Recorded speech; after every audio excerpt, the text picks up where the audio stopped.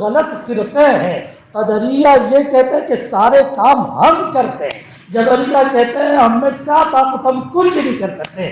فرمایا دونوں کی تردید کے لیے ابو جعفر فرغانی یوں فرماتے ہیں، دونوں کی تردید کے لیے قرآن مجید کی ایک آیت کافی ہے۔ اللہ فرماتے ہیں ایاک نعبد و ایاک نستعین، ایاک نعبد و ایاک نستعین۔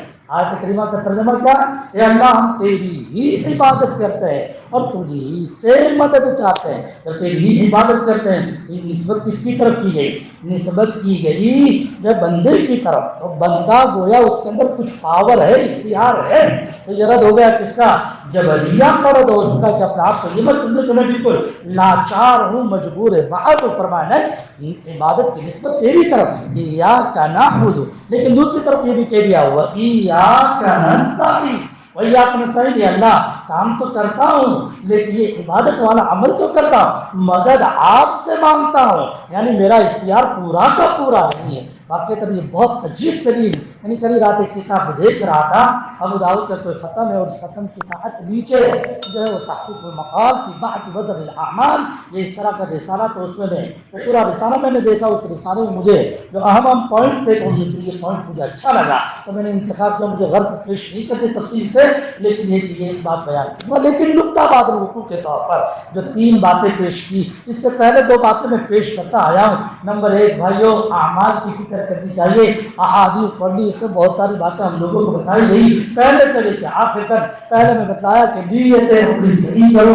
دوسرے میں کہا گیا اور یہ بات بتائی جا رہی ہے نیتیں تمہاری صحیح ہوگی، مجالس میں بیٹھنے کی نیت بھی صحیح ہوگی، مجالس میں بیٹھنے کی نیت بھی صحیح، دعا قبول ہوتی ہے اس موقع پر، 2-4 اللہ کے رسول کی باتیں سمجھنے کو ملے گی۔ اور ایک ہوتا ہے چہرہ نمائی، ایک ہوتا ہے چہرہ نمائی، وہ فلانے مدرسے والے جو ہے، فلانے مدرسے والے ہمارے مدرسے میں آتے ہیں لہٰذا ہمیں جانا پڑے، سمجھے؟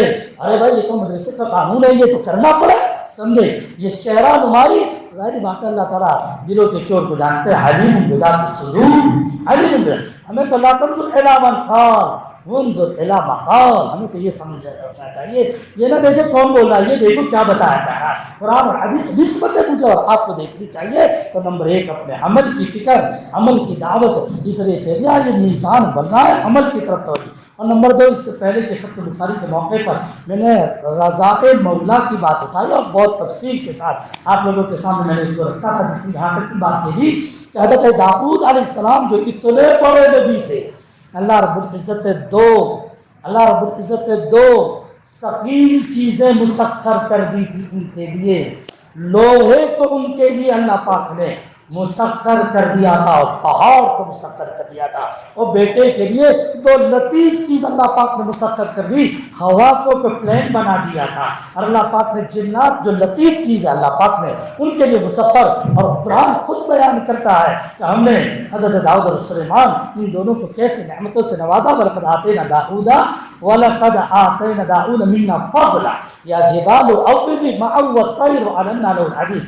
یہ داؤد علیہ الصلوۃ والتسلیم کا اللہ پاک نے جگہ جگہ پر فرمایا اناب اناب، میری طرف متوجہ ہونے والا بندہ، بلکہ سورہ سبا میں جس جگہ پر اس بات کو بیان کیا تو اس سے اوپر کی آیت میں یہ فرمایا یہ نشانیاں ہیں قدرت کی اس کے لیے جو اللہ کی طرف متوجہ ہو، اور پھر اس کے بعد اللہ پاک نے گویا عبد منیب کا تذکرہ کرتے ہوئے کہ 23 پارے میں حضرت داؤد علیہ الصلوۃ والتسلیم کو عبد منیب تک آیا تو حضرت داؤد علیہ الصلوۃ والتسلیم کا وہاں پہ تذکرہ کیا، تو لکھا یہ ہے داؤد علیہ السلام نے اللہ تعالیٰ سے کہا اللہ وہ قیامت میں جو ترازو جس میں ہمارے عمل بھرنے والے وہ میں دیکھنا چاہتا ہوں، فرما اللہ پاک نے جو اس کو جو منکشف کیا، راضی نے لکھا وَنَضَعُ الْمَوَازِينَ الْقِسْطَ لِيَوْمِ الْقِيَامَةِ کے تحت اس اثر کو راضی نے لکھا ہے، اور فرمایا کہ جب اس کو جو دیکھا تو دیکھنا ہی تھا کہ حضرت کے اوپر غشی تاری ہو چکی، داؤد علیہ السلام کہنے لگے کہ اللہ اس کو کون کر پائے گا، اس اتنے بڑے پلے کو کون بھرے گا؟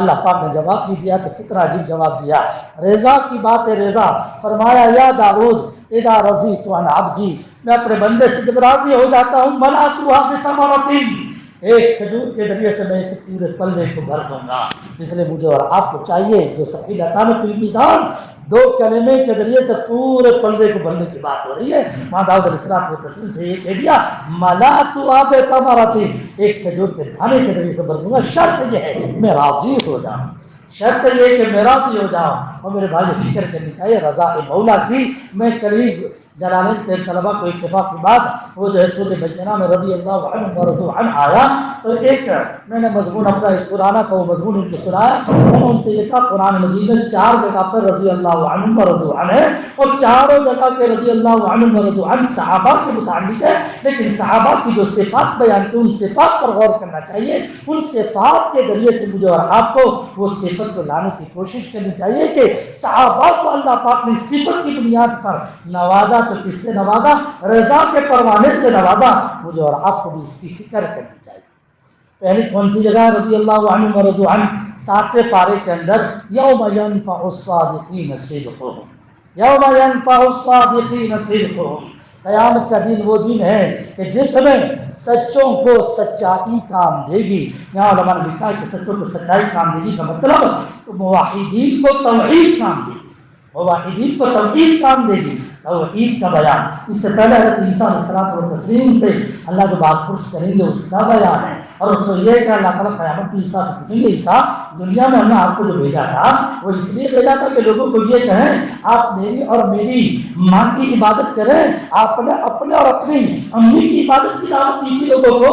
تو فرمایا نہیں پاک پروردگار میں نے. تو یہ گویا کفر و شرک کا بیان. اور اس کے بعد یہ آیت ہے جو ینفع الصادقین صدقہم، گویا توحید کا بیان. اور اسی کو بیان کرتے ہوئے اللہ تعالیٰ نے آگے چل کر رضی اللہ عنہم ورضوا عنہ اور یہ سورہ مائدہ ختم ہو کر سورہ انعام شروع ہو جاتی ہے. پتا چلا کہ معاشمہ کو اپنی توحید کی فکر کرنی چاہیے.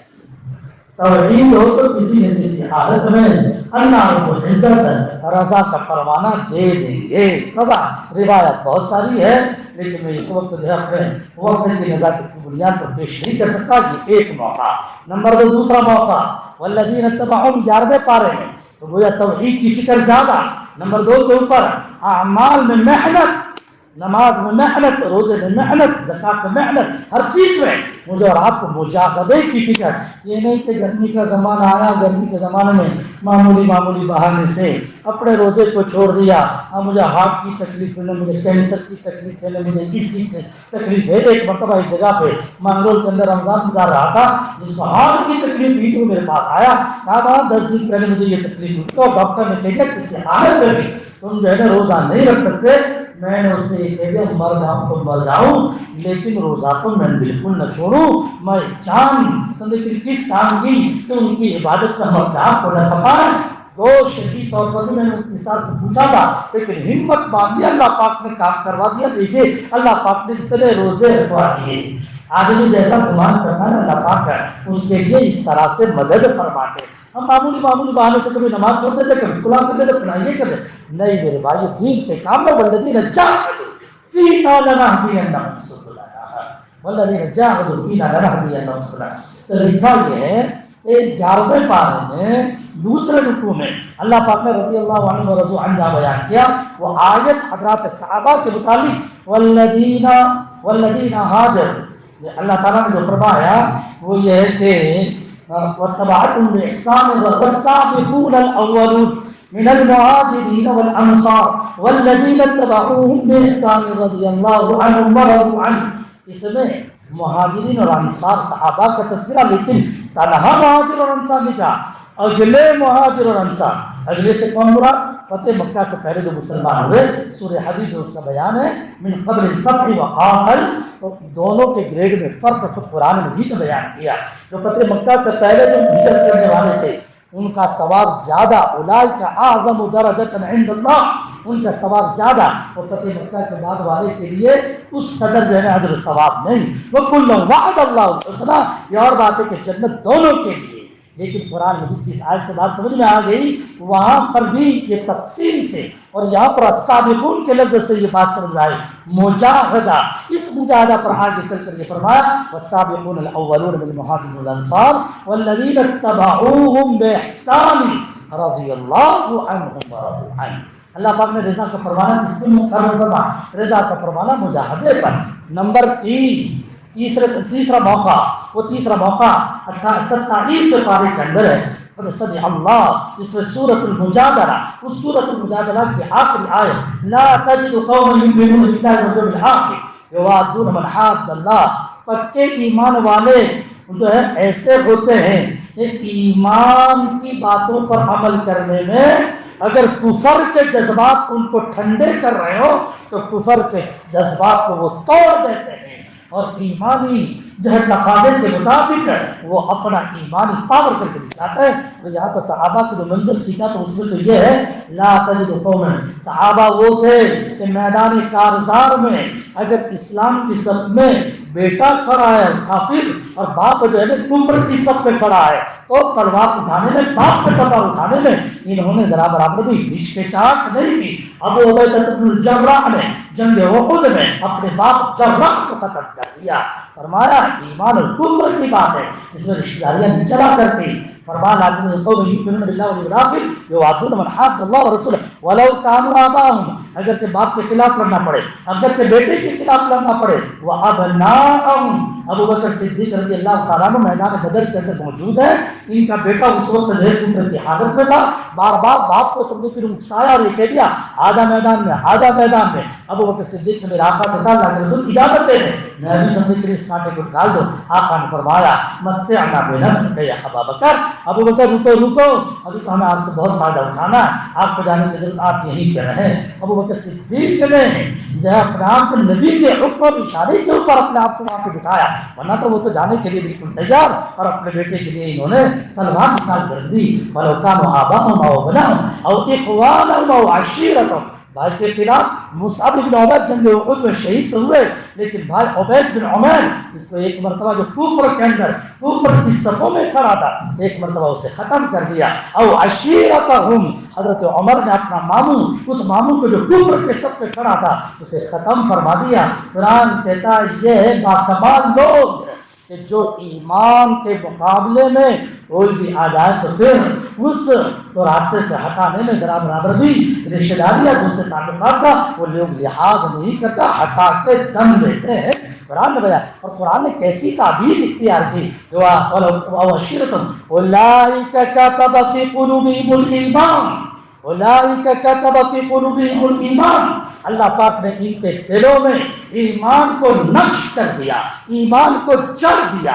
یا اللہ پاک نے یہ فرمایا، اس سے یہ پتہ چلا غیرت دینی، حمیت دینی میرے اور آپ کے اندر ہونی چاہیے۔ نماز پڑھنے کا موقع ہوتا ہے، نماز پڑھنے کے موقع پر لوگ کیا کہیں گے، یہ اتنی بڑی سبھا چل رہی ہے، اتنا بڑا جلسہ چل رہا ہے، اتنا بڑا فلانا ہو رہا ہے، ارے کرتے رہے، لیکن کوئی اللہ سے بڑا تو نہیں ہو سکتا، اللہ سے بڑا تو نہیں ہو سکتا۔ اس موقع پر ہمیں اپنی غیرت دینی، حمیت دینی مجھے اور آپ کو دکھانی چاہیے۔ تو پھر تو یہ تو کسی حالت میں نہیں کہ پیدائش کے موقع پر ہم اور آپ سمجھے اپنی برتھ ڈے مناتے ہوئے کیک کو پاتے ہیں، یہ کہاں سے سمجھے کہ شریعت مطہرہ میں کہاں اس کی اجازت ہے؟ سمجھے اللہ پاک ان باتوں کو سمجھنے کی توفیق عطا فرمائے۔ یہ تیسرا موقع، کمال توحید، کمال مجاہدہ، کمال غیرت دینی۔ اور نمبر 4 کے اوپر آخری بات میں نے اپنے طلباء سے کہا، اور آج کی غرض میں مجھے اسی بات کو پیش کرنا تھا، پوری رات یہ کہہ لیجیے کہ تو تحدیث بن نعمان کے طور پر فخر کے طور پر تمہید میں نے پہلے ہی قائم کر دی، میں نے تیاری اسی کی تھی جو اب میں مضمون، لیکن گھبرانا مت کہ میں ایسا کروں جیسے طلباء کو چند دن پہلے میں نے ایک مضمون سنایا اور تقریباً 1.5 گھنٹے تک تقریر چلی، اور پھر اس کے بعد میں نے کہا دیکھو جی ایک جگہ پر ایک مولوی صاحب بیان دینے گئے، شب برات کا بیان دینے گئے، اور شب برات کا بیان کرتے ہوئے انہوں نے 1.25 گھنٹے تک تقریر کی اور فرمایا یہ تو ہماری تمہید ہے، نویدن ہے، اب اصل بات تو اب شروع ہونے جا رہی ہے۔ تو یہ جو کہنا ہی تھا کہ ساری برسی خالی ہوئی تھی، تو آپ بھی گھبرائیں نہیں، میں سمجھے یہ صاحب جو تیاری کر کے رہا ہے وہ تو اب اصل سمجھے کہ مضمون پیش کرنا ہے، ارے وہ یہاں نہیں تو کہیں پر کام دے دے گا، اللہ پاک نے کر بات نہیں سمجھے کہ وہ تیاری اپنی جگہ پر، لیکن میں یہ آپ کو فقط اشارہ کرنا چاہتا ہوں کہ یہ جو چوتھی نقطہ بعد الوقوع کے طور کی جو غرض، عمل کی طرف توجہ، خشیت کی طرف، عمل کی طرف توجہ، رضا مولا کی طرف توجہ، نمبر 3 خشیت عظمت باری، یہ 3 نقطہ بعد الوقوع کے طور پر ہے۔ تو یہ جو رضا والی بات ہے، اللہ کی رضا کہاں ملتی ہے، تو یہ چوتھی باتیں کمال خشیت پر ملتی ہے۔ اللہ پاک نے بیان دیا لن یکون الذین کفروا من اہل الکتاب والمشرکین، اس میں ان الذین آمنوا وعملوا الصالحات اولئک هم خیر البریہ، اولئک هم خیر، جو ایمان لائے اچھے کام کیے، یہ بہترین فلاحی ہے۔ سمجھے؟ مجھے اور آپ کو خوش ہونا تھا، اللہ نے مجھے اور آپ کو ایمان کی دولت عطا فرمائی، اور نمبر 2 کے اوپر اللہ ٹوٹے پھوٹے چاہے کیسے ہی کیوں نہ ہو کچھ نہ کچھ نیک کام کرنے کے اللہ توفیق عطا کرتے ہیں، یہ بھی اللہ کی بہت بڑی رحمت ہے۔ وآمنوا وعملوا الصالحات اولئک هم خیر البریہ، یہ بہترین مخلوق ہے۔ پھر اللہ نے جزاء عند ربهم جنات عدن تجری من تحتها الانہار، اس کو پیش کیا کہ ان کا بدلہ جنت جس کے نیچے سے نہر جاری وغیرہ، فرمایا اللہ ان سے خوش اور وہ اللہ سے خوش، رضی اللہ عنہم ورضوا عنہ، یہ انعام دیا، لیکن یہ انعام کس پر؟ آگے چل کر فرمایا ذالک لمن خشی ربہ، جو خشیت رکھتا ہے، اللہ کو بڑا سمجھتا ہے، خشیت رکھنے والے کو اللہ پاک یہ دولت عطا فرماتا ہے۔ اللہ مجھے اور آپ کو اللہ رب العزت ایمان میں خشیت کی دولت عطا فرمائے۔ اسی لیے اللہ کے نبی علیہ السلام جب کبھی کسی کا ہاتھ پکڑتے تھے تو کیا دعا فرماتے تھے؟ 10 دعا دیتے تھے، جس میں پہلی دعا خشیت تھی، اللہم اقسم لنا من خشیتک ما تحول به بیننا وبین معاصیک، یا اللہ ڈر اتنا دے دے کہ گناہ سے بچوں، اتنا تو مانگنا چاہیے، اتنا تو ڈر دے دے کہ جب میں گناہ سے بچوں، ایسا ڈر تو دے دے کہ جنت کا حقدار بنوں، واما من خاف مقام ربی ونہى النفس عن الہوى فإن الجنۃ هی المأوى۔ گناہ کرنے کے لیے آگے جا رہا تھا، لانچ رشوت دینے کے لیے کوئی آیا، حرامی جو ہے بدکاری کرنے والا آیا، مجھے 420 قسم کا آدمی لاکھ رشوت دینے کے لیے، لیکن اسی وقت دل نے منع کیا کہ یہاں تک سب کی آنکھوں پہ پٹے ڈال دوں، لیکن وہ مولا مجھے سب دیکھ رہا ہے، اس کے سامنے سب ہے۔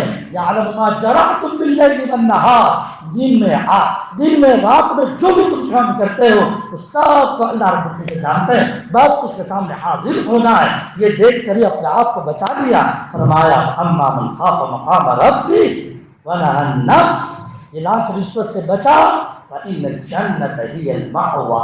میرے بھائیو اپنی حلال روزی میں اس کا لحاظ رکھنا چاہیے، سمجھے تھے؟ حلال روزی میں مسائل علماء سے پوچھنا چاہیے، کون سی دلالی لینا جائز ہے، کون سی دلالی لینا جائز نہیں ہے۔ یہ بھی بہت ساری سمجھنے کی چیز ہے۔ دلالی کا مطلب تو یہ کہ وہ سامنے والے کو معلوم بھی ہونا چاہیے کہ جی یہ اپنا اتنا کچھ لے گا تو یہ اس کو معلوم بھی ہونا چاہیے۔ بہرحال یہ مسائل کی بات ہے، علماء مفتیان کرام سے آپ رجوع کر سکتے ہیں، پوچھ سکتے ہیں۔ ذالک لمن خشی، اتنی بڑی بات ہے کہ 4 عمل کر لیے تو کیا ملے گا؟ رضا۔ رضا سے بڑھ کے اور کیا چیز ہے؟ جنت کو جنتی پہنچ جائیں گے، اور پہنچ جانے کے بعد اللہ پاک آئیں گے، فرمایا السلام علیکم یا اہل الجنہ، اے میرے بندو، میں جب آپ نے جو کچھ پایا اس سے خوش ہو گئے، فرمایا اللہ پاک اور کیا چیز ہے کہ جو ہم خوش ہوتا آپ نے اتنا سارا دیا؟ فرمایا ایک چیز میں نے نہیں دی ہے، آج میں وہ دے دیتا ہوں، احل علیکم رضوانی، آج میں اپنے رضا کا اعلان کرتا ہوں، میں تم سے خوش ہوں، میں آپ کے بعد کبھی تم سے ناراض نہ ہو گا۔ یہ رضا کی بڑی فکر کرنی چاہیے۔ بہرحال یہ 2 باتیں تو میں اس سے پہلی اور جو ہے اب یہ عظمت کی بات پیش کرنی تھی، لیکن میں اب سمجھتا ہوں وقت زیادہ ہو چکا، میں اپنی بات رہا کہ یہ پوری بحث بہت اہم، بلکہ میں سوچتا رہا کہ کون سی نئی بات پیش کروں لوگوں کے سامنے، سمجھے ہمارے دلہوں کے سامنے، 14 دلہوں کے سامنے کون سی نئی بات پیش کروں؟ تو آپ نہ گھبرائیں، میں انشاءاللہ بعد میں اس کی تلافی کر لوں گا۔ اللہ پاک نے سمجھے دل میں اتارا کہ یہ عظمت والا مضمون سمجھ میں آتا ہے۔ قرآن کی آیت وَنَضَعُ الْمَوَازِينَ الْقِسْطَ، امام بخاری فرما رہے ہیں علم حاصل کرنے کے بعد پیندار آ جاتا ہے۔ جب علم آتا ہے علم آتا ہے تو پیندار آ جاتا ہے۔ علم والے کا مقام بہت بڑا ہے۔ اب آپ کہو گے کہ بہت دور کے مت مارنا، لیکن میں قرآن حدیث کی روشنی میں لگاؤں گا تاکہ بات سمجھ میں آ جائے آپ کو۔ قرآن حدیث کی روشنی میں بتاؤں گا، قرآن میں بتاؤ، قرآن اور حدیث میں ہم نے یہ دیکھا کہ نہیں کہ نیچے اترے سیڑھی سے کیا پڑھنا چاہیے؟ سبحان اللہ، اور سیڑھی کے اوپر چڑھے تو کیا پڑھنا چاہیے؟ اللہ اکبر۔ قرآن کہتا ہے کہ علم والے کے درجات بلند، یرفع اللہ الذین آمنوا منکم والذین اوتوا العلم درجات۔ اس علم کے آنے کے بعد کہیں پیندار نہ آ جائے اور ہم اپنے آپ کو بہت کچھ سمجھنے نہ لگے۔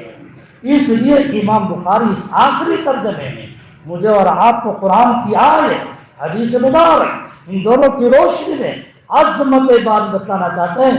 آپ سب کچھ ہو لیکن آپ اپنے اوقات کو یاد رکھیں. آپ وہ ہیں کہ میرا قرآن یہ کہتا ہے اللہ اخرجکم من بطون امہاتکم لا تعلمون شیئا. جب تمہیں تمہاری ماں کے پیٹ سے نکالا تھا تم ذرا برابر کچھ سمجھ نہیں رکھتے تھے. ماں کے پستان سے دودھ کیسے پینا ہم نے بتلایا. وہدیناہ النجدین. کچھ نہیں جانتے. ارے آپ کون ہوتے ہو؟ آپ کے جو سرخیل طائفہ جو میرے بندے ہیں یعنی حضرت آمنہ کے نام حضرت محمد مصطفیٰ صلی اللہ علیہ وسلم ان کے متعلق بھی ہم نے یہ کہا وَعَلَّمَكَ مَا لَمْ تَكُنْ تَعْلَمُ وَعَلَّمَكَ مَا لَمْ تَكُنْ تَعْلَمُ. آپ جو نہیں جانتے تھے اس کو اللہ نے سکھلایا. اللہ اپنی عظمت بتانا چاہتے ہیں. کیسے؟ قرآن کی آیت دیکھیے وَنَضَعُ الْمَوَازِينَ الْقِسْطَ لِيَوْمِ الْقِيَامَةِ. اللہ نے صيغہ مفردی استعمال کیا. جو اسلوب اور لہجہ اختیار کیا اس میں ذرا زور نظر آ رہا عظمت نظر آ رہی ہے. سباق و سیاق کو دیکھ لو عظمت سمجھ میں آ رہی ہے. اس سے پہلے جو آداب کا تذکرہ ہے وَلَئِن مَسَّتْهُمْ نَفْحَةٌ مِّنْ عَذَابِ رَبِّهِمْ یہ لفظ وہاں پر استعمال کیا. اس کی جو تشریح کی ہے راضی نے اس سے عظمت باری سمجھ میں آتی ہے کہ اگر اللہ کے عذاب کی ایک چپک اللہ کے عذاب کی ایک لپٹ اگر ان لوگوں کو لگ جائے تو یہ یوں کہنے لگے وَلَئِن مَسَّتْهُمْ نَفْحَةٌ مِّنْ عَذَابِ رَبِّهِمْ. لفظ نفع یہ لپٹ کے معنی میں اور اس کے اندر تنوین نکیرہ کی استعمال کی برائے جو تقلیل کے لیے استعمال کی اور لفظ مس کو استعمال کیا. ایک عذاب کی چنگاری دکھلا دیں تو تمہاری زندگی کا سارا تعیش ختم ہو جائے. ہم وہ طاقت رکھنے والے ہیں جس نے لیکن ہم کسی پہ ظلم نہیں کریں گے. ہم انصاف کے ترازو قیامت پہ قائم کریں گے. کسی کو نہیں بخشیں گے. دودھ کا دودھ پانی کا پانی ہوگا. اور یہ فرمایا وَنَضَعُ الْمَوَازِينَ الْقِسْطَ لِيَوْمِ الْقِيَامَةِ فَلَا تُظْلَمُ نَفْسٌ شَيْئًا. انصاف والی ترازو بھی وہاں پہ قائم ہوگی. کسی نفس کے اوپر کوئی ظلم نہیں ہوگا.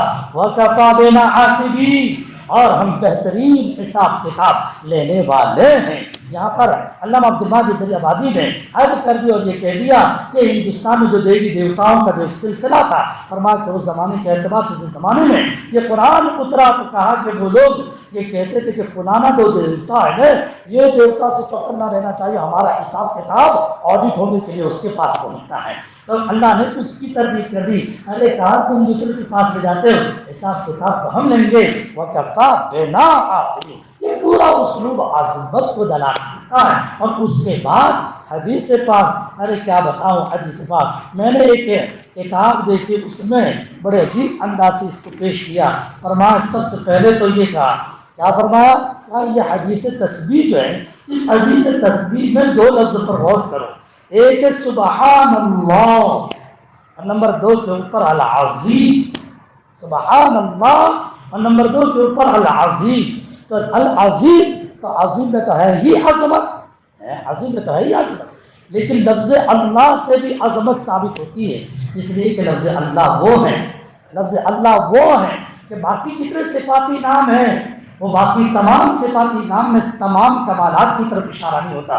لفظ اللہ کے ذریعے سے تمام کمالات کی طرف اشارہ. اس لیے تو اللہ کی تعریف کرتے ہوئے ہم یہ کہتے ہیں وہ علم لذات الواجب الوجود المستجمع لجمیع صفات کمال المستجمع لجمیع صفات کمال.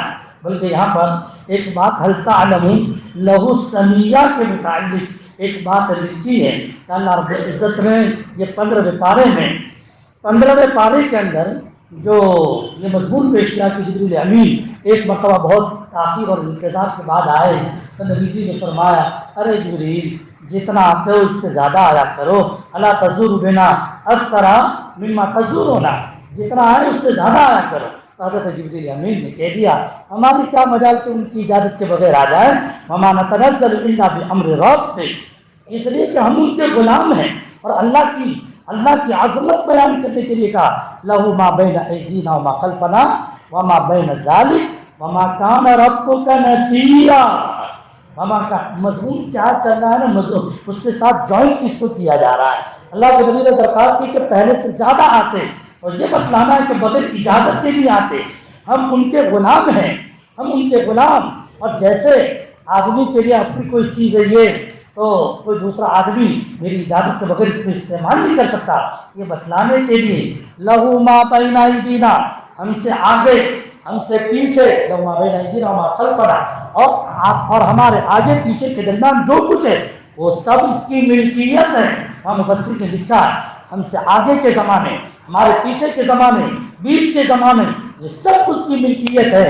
اور کسی کی ملکیت لہو، اس کی ملکیت ہے، اور کسی کی ملکیت میں از خود تصرف نہیں کر سکتے. اور اللہ رب العزت ایسے نہیں ہے کہ اللہ بھول جاتے ہوں. وما کان ربک نسیا، تمہارا رب کوئی بھولنے والا نہیں ہے. اور اسی کے بعد کیا فرمایا؟ وما کان ربک نسیا کے بعد یہ فرمایا هل تعلم له سمیا. یہ ہے نا وما کان ربک نسیا، کیا ہے؟ رب السماوات والارض وما بینہما،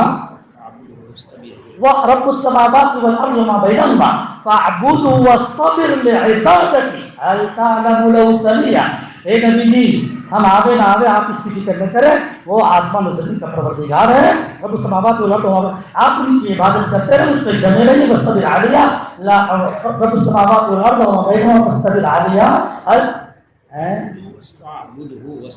واصطبر هل تعلم له سمیا. تو یہ هل تعلم له سمیا کا جو ترجمہ لکھا ہے، دو ترجمے لکھے ہیں، ہم نام اور ہم صفت. کیا اس کے ہم نام کوئی ہو سکتا ہے؟ کیا اس کے ہم صفت کوئی ہو سکتا ہے؟ ان کے نام جیسا کسی کا نام نہیں ہو سکتا. لفظ اللہ یعنی یہ جو میں نے مفہوم سمجھایا جس میں اللہ کی شان تبکتی ہے، اس کے بعد اللہ رب العزت نے فرمایا کیا ایسی بڑی ہستی اس جیسا کمال والا کوئی ہو سکتا ہے کیا؟ اس جیسا نام والا کوئی ہو سکتا ہے. دونوں ترجمے یہاں پر لکھا ہے کتابوں کے اندر. اللہ نام کسی نے آج تک نہیں رکھا تو کسی نے آج تک اللہ نام کسی نے نہیں رکھا کسی کا. ہاں محمد بھی میرے آقا کے لیے خاص تھا، لیکن پھر اس کو بھی کچھ اختلاف ہو چکا تو بعض امیدوں کے ساتھ اپنے اپنے سمجھے کے بچوں کے نام رکھے. کتابوں میں تفصیلات ہے، لیکن اللہ نام آج تک کسی نے نہیں رکھا. هل تعلم له سمیا، اسی لیے ہمارے علماء نے یہ لکھا ہے یہ اسم اعظم ہے. اس لیے اس میں اللہ رب العزت کے سارے کمالات اس کے اندر شامل ہو جاتے ہیں. اور اللہ کی شان کے ساتھ بتاتے ہیں. ایک خواب بیان کر کے اپنی بات ختم کر دوں. وہ خواب یہ وکیع بن جراح کا خواب لکھا ہوا ہے. علامہ سخاوی نے اپنی ختم بخاری میں وکیع بن جراح کا خواب لفظ اللہ کی تحقیق کے تحت لکھا ہے. وکیع بن جراح یہ کہتے ہیں کہ میں نے ایک مرتبہ خواب دیکھا، ایک آدمی ہے، کوئی ایک ہستی ہے نورانی، اس کے دو پر ہیں، اس کے دو پر ہیں. اب وہ دو پر جو اس کے جو دیکھے تو میں نے ان سے پوچھا علیہ السلام کے بعد آپ کون ہیں؟ من انت، آپ کون ہیں؟ فرمایا میں فرشتہ ہوں. اچھا آپ فرشتے ہیں تو مجھے یہ بتلائیے، ایک سوال ہے، اسم اعظم کیا ہے؟ اسم اعظم، اسم اعظم تلاش کرنے کے لیے لوگ گھومتے پھرتے رہتے ہیں. یہ اللہ کا وہ نام ہے کہ یہ نام اگر کسی کو ہاتھ لگ جائے تو آدمی جو مانگے اللہ پاک اسے عطا فرما دے. فرمایا اسم اعظم کیا ہے؟ تو انہوں نے جواب دیا اللہ. اللہ لفظ اللہ یہ اسم اعظم ہے. اچھا ما بیان ذالک، اس کی دلیل کیا ہے؟ تو کیا جواب دیا؟ فرمایا اس کی دلیل یہ ہے کہ اللہ رب العزت نے کوہ طور پر موسیٰ کو اپنا تعارف کرتے ہوئے اگر اس سے بڑھیا کوئی دوسرا نام ہوتا تو اللہ اپنے اس نام سے اپنا تعارف کراتے، لیکن اللہ نے تعارف کرایا تو یوں فرمایا اننی انا اللہ لا الہ الا انا فاعبد واقم الصلاۃ لذکری.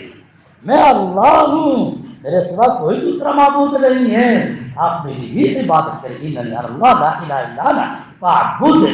اسے یہ پتہ چلا اس میں اعظم ہے تو عظیم میں تو اللہ کی عظمت اور لفظ اللہ کی یہ جو ہم نے تحقیق کی اس کے اعتبار سے تو یہ ہے کہ لفظ اللہ کو لا کر اللہ کی بہت بڑی عظمت کو بتانا مقصود ہے.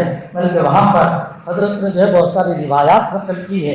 ان روایات کے تحت اس بات کو بیان کیا کہ اللہ پاک کی کیسی کیسی مخلوقات ہیں. ان مخلوقات میں ایک مخلوق کا تذکرہ فرمایا روایتوں کے حوالے سے. فرمایا اسماعیل، غالباً اسماعیل نام لیا. اللہ رب العزت کے فرشتوں میں کا ایک فرشتہ ایسا ہے کہ اگر اللہ تعالیٰ کو اسے تسبیح پڑھنے کی اجازت دے، تسبیح پڑھنے. سخاوی معمولی آدمی نہیں، میں سخاوی کے حوالے سے پیش کر رہا ہوں، بلکہ یہ کتاب عمدۃ القاری والسامع فی ختم الجامع الصحیح، اس میں یہ بات لکھی ہوئی ہے. فرمایا کہ اللہ رب العزت ایک اس فرشتے کو اگر اللہ تعالیٰ یہ دے دیں یعنی کلمہ پڑھنے کی اجازت دے دے. وجہ اکرم رحمہ اللہ قال ان فی السماء ملک یقال له اسماعیل، اس کا نام اسماعیل ہے. لو اذن له فسبح الرحمن، اگر وہ اللہ کی تسبیح پڑھنا شروع کر دے، وہ تسبیح کے اندر ایسا وزن، کیفیت کے اعتبار سے بھی دوسرے اعتبار سے بھی ایسا وزن ہوگا، لما تمن فی السماوات والارض، آسمان اور زمین میں جتنے بھی ہیں وہ تمام کے تمام ختم ہو جائے. بلکہ ایک اور بات جس کی تقریر نیچے کی طبرانی کے حوالے سے ابن عباس فرماتے ہیں اللہ تعالیٰ کا ایک فرشتہ ایسا ہے، اگر اللہ اس سے یہ کہہ دے التقم السماوات، یہ ساتوں آسمان اور ساتوں زمین کو لقمہ بنا کے نگل جا، التقم السماوات السبع والارضین لفعل، وہ ایسا کر سکتا ہے. جو ہے اس کی تسبیح کیا ہے؟ اس کی تسبیح یہی پاکی بیان کرنا. یہ سب کے باوجود یعنی سات آسمان سات زمین کو نگل سکتا ہے، لیکن اس سب کے باوجود وہ اپنی کمزوری کو بیان کرتا ہوا یہ کہتا ہے سبحان اللہ، اللہ میں تو کچھ بھی نہیں، جو ہے میں تو بہت کمزور، پاک ذات تو آپ ہیں. ان سب کے باوجود گویا میں مخلوقات سے بھرا ہوا ہوں. تسبیح ہوں سبحانک حیث کنت، اے اللہ آپ پاک ہیں جہاں کہیں آپ ہیں. اللہ پاک جو اللہ کی عظمت سمجھنے کی توفیق عطا فرما. میرے بھائیوں، اللہ کی بڑائی ہمارے دلوں میں نہیں ہے، اسی وجہ سے آکام کے سلسلے کی میری تمہاری آزادی ہے، عوام کا خواص کا یہی حال ہے. سمجھے؟ بس اللہ رب العزت ہم سب کو اللہ کی عظمت اپنے دلوں میں دکھانے کی توفیق عطا فرمائے. آمین. اسی لیے کہا کرتا ہوں لوگوں سے، بھائی کوئی ایسی تقریر دیکھو جس تقریر کے اندر عظمت باری کا بیان ہے، اسے خوب پڑھنا چاہے تاکہ دل پہ جمے تو صحیح، دل پہ جو جمے کہ اللہ اتنے پڑھے. بس اسی پر میں اپنی بات کو ختم کر رہا ہوں. حدیث پڑھ دیتا ہوں. میں نے جو سوچا تھا لیکن میں نے ثابت کیا کہ یہ جو یہ غرض اتفاق کی بات ہے کہ غرض اس طرح سے میں نے نکالی کہ قرآن کی آیت سے یہ حدیث ہے، اور پھر کھول کے بیٹھا عمدۃ القاری جو کھول کے بیٹھا تب جا کر اللہ پاک نے سمجھے جیسے اس پہ نظر پڑی احادیث و آثار دالۃ علی عظمت اللہ، ہمارے خوشی کے سمجھے ایک عجیب کیفی تاری ہو گئی کہ دیکھو اللہ پاک نے جو دل میں بات ڈالی بھلے وہ لکھتا بعد الوقوع کے طور پر ہی کیوں نہ ہو، اور میں نے اپنے اعتبار سے اس کو پھیلایا. لیکن یہ کہ علامہ سخاوی رحمۃ اللہ علیہ جو حافظ ابن حجر اسقلانی کے ماء ناس میں تلمیذ ہے، انہوں نے بھی اسی طرح کی جو ہے تقریر بیان کی اور لفظ کے اندر اس کی صراحت فرمائی. امام بخاری رحمۃ اللہ علیہ آپ کو یہی کہہ رہے ہیں کہ ہمیں اتنی ساری حدیث پڑھی، اس میں اتنے نکات دے کے آسانی معارف یہ سب، لیکن سب کے بعد پھر اپنے آپ کو اپنی حیثیت کو بھول نہ جانا بلکہ اپنی حیثیت کو یاد رکھنا. مالک ابن دینار کا وہ جملہ میں نے پورا مضمون تیار کیا تھا، اس میں ایک مالک 7 مضامین تیار کیے تھے جن میں سے ایک مضمون تھا واقعات اور احوال. سمجھے؟ بڑی بڑی بلڈنگوں کو دیکھ کر دنیا کی حیثیت پیدا ہو جاتی ہے. پاکستان کے ایک اللہ والے کے حوالے سے اس ایک کتاب اسماء الحسنی پر ایک کتاب آئی ہے 1500 روپے میں، سمجھے کہ نہیں وہ جو ہے بک رہی ہے بلکہ 2000 روپے، لیکن واقعتاً وہ 2000 دے کر اگر آدمی اس کتاب کو خرید لے، کتاب میں مضامین ایسے کہ 2000 کا 2 لاکھ بھی اگر ہو تو میں سمجھتا ہوں کہ سمجھے وہ کتاب کے مضامین تو قدردان آدمی کو دیکھے تو یہ اس کے لیے اتنی گرا نہیں ہوگی. بڑے عجیب مضامین، ایک ایک اس میں باری پر بہت مدلل انداز میں، اور یہ نہیں کہ بہت واقعات کی کتاب قرآن حدیث وغیرہ کی روشنی میں اس بات کو بیان کیا. اس میں مالک ابن دینار کی ایک بات لکھی ہے، ایک وزیر زادہ گلی سے گزر رہا تھا، نے گلی سے گزرتے ہوئے وزیر دادا نے کیا کیا، وہ ذرا آپے سے باہر ذرا چل رہے تھے، مالک بن دینار نے کہا ذرا سنبھل کے چلو. فرمایا جانتے ہو میں کون ہوں؟ کیا کہا؟ جانتے ہو میں کون ہوں؟ بعض لوگ اس طرح سے بول دیتے ہیں میں فلاں کا بیٹا ہوں. جانتے ہو؟ ارے بھائی نبی جی نے ہم کو تو یہ فرمایا کہ جس کا عمل آگے نہ بڑھائے اس کا نسب اس کو کبھی آگے نہیں بڑھا سکتا. من لم یسرع به نسب، ہے نا؟ یہ فرمایا کہ بطأ به عمل، من بطأ به عمل لم یسرع به نسب، عمل تیرے پاس نہیں تو تیرا نسب فلاں ابن فلاں تجھے آگے نہیں پہنچا سکتا. تو لکھا حضرت نے یہ فرمایا جی ہاں میں تجھے جانتا ہوں. کہا کون ہوں؟ میں وزیر زادہ.